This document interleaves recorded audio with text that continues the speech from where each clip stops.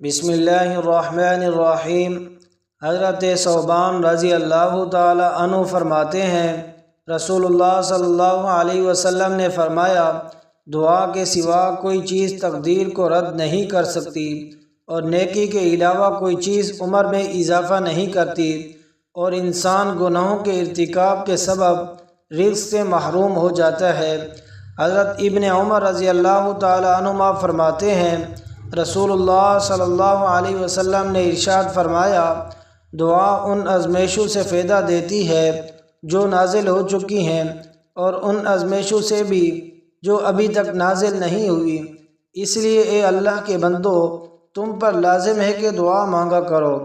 حضرت ابو سعید خدری رضی اللہ تعالی عنہ سے روایت ہے کہ نبی کریم صلی اللہ علیہ وسلم نے ارشاد فرمایا، کوئی مسلمان جب اللہ تعالیٰ سے دعا کرتا ہے، اس میں گناہ اور قطع رحمی کی طلب نہ ہو، تو اللہ تعالیٰ اس کو 3 فائدوں میں سے ایک ضرور دیتا ہے۔ نمبر 1، اس کی خواہش کو پورا کر دیا جاتا ہے۔ نمبر 2، اس سے اس جیسی کوئی تکلیف دور کر دی جاتی ہے۔